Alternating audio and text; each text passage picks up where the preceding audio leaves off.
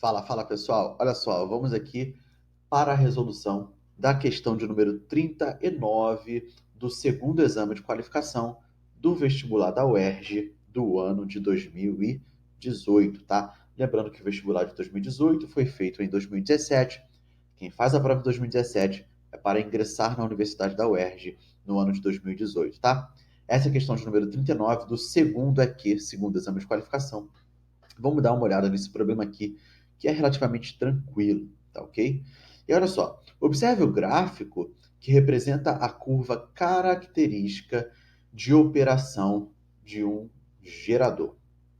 Com base nos dados, a resistência interna do gerador em ohm é igual a... Então, olha só, galera, vamos lá. Primeiro, esse gráfico aqui é um gráfico corrente por DDP. Tá? Ou seja, aqui na direção horizontal, né, no eixo horizontal, nós temos a corrente, tá?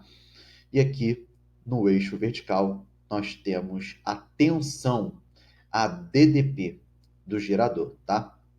Então, no caso aqui, U significa tensão, significa DDP. DDP significa diferença de potencial elétrico, tá? E aí aqui, a nossa DDP, na unidade de volts, tá? Lembrando que esse V maiúsculo é volts. Volts é a unidade de tensão, é a unidade de DDP no sistema internacional, tá? E aqui I é a nossa corrente em ampere. Esse A maiúsculo é a ampere, que é a unidade de corrente elétrica no sistema internacional de unidades, tá? E aí, olha só, esse gráfico vai nos dar uma função da tensão em função da corrente, tá? E observem que essa função é uma função linear decrescente, tá ok?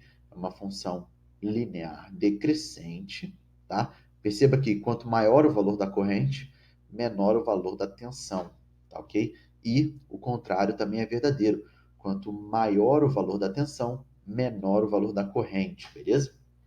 E aí percebam, aqui dá para tirar muitas informações. Primeira informação, o problema não fala, e é óbvio que não é, né? O problema não fala que esse gerador, tá, é um gerador ideal, tá? Pessoal, geradores ideais possuem resistência interna zero.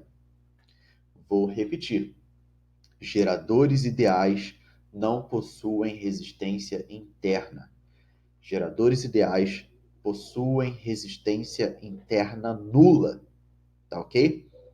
E aí, quando nós olhamos para esse gráfico, nós vemos claramente que nós não estamos lidando com um gerador ideal. Por quê? Uma curva característica de um gerador ideal é uma curva na horizontal. Então, se esse gerador fosse um gerador ideal, essa curva em azul, essa função em azul, seria na horizontal, seria uma reta paralela ao eixo da corrente, tá ok? Então, realmente nós não estamos lidando com o gerador ideal. Tanto é que o problema pede para que você calcule a resistência interna desse gerador, tá ok? Porque gerador ideal não tem resistência interna. E se ele pede para que você calcule a resistência interna, é claramente um gerador não ideal, tá? Pessoal, se vocês tiverem conhecimento dessa equação, vocês resolvem esse problema facilmente, tá? Isso aqui é praticamente uma primeira lei de Ohm aplicada para o gerador, tá? Ou seja, aqui esse E, na verdade é um epsilon, né? Esse epsilon vai nos indicar a força eletromotriz do gerador. Então, ali a força eletromotriz vai ser igual à resistência, né? Ao produto da resistência vezes a corrente que passa no gerador.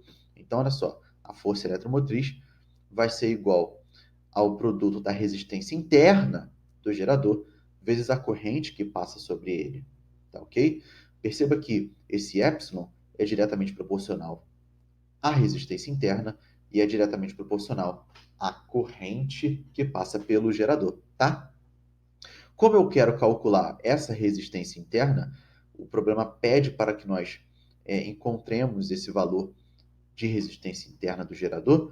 Eu vou isolar essa resistência interna e aí a consequência é essa daqui, né? Eu vou pegar a corrente, vou colocar para o lado esquerdo da equação dividindo, então a resistência interna do gerador é o epsilon dividido por I, é a força eletromotriz, dividido pela corrente que passa pelo gerador, tá? Agora eu vou encontrar esses valores aqui no gráfico, beleza? É possível encontrar esses valores no gráfico. Olha só, aqui eu tenho um ângulo θ, tá?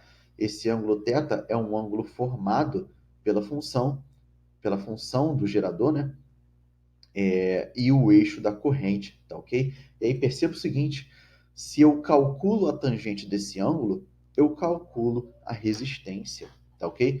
Então, pensem não, né?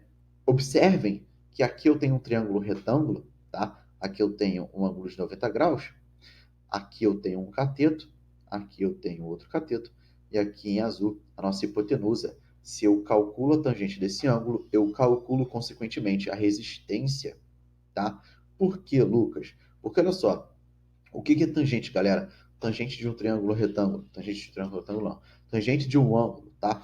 A tangente, no caso aqui desse ângulo θ, vai ser o cateto oposto, né? A razão entre o cateto oposto, dividido, né? Esse cateto oposto, esse valor do cateto oposto, dividido pelo cateto adjacente. Então, quando eu fizer essa divisão, olha só, aqui está a nossa força eletromotriz, né? Isso aqui nada mais é do que tensão, tá?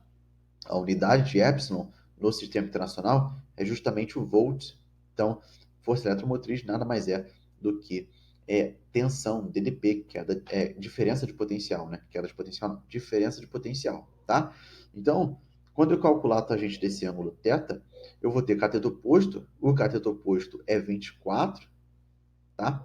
Ou seja, 24 volts, e o cateto adjacente é 8 amperes, 8 amperes, né, no caso, tá?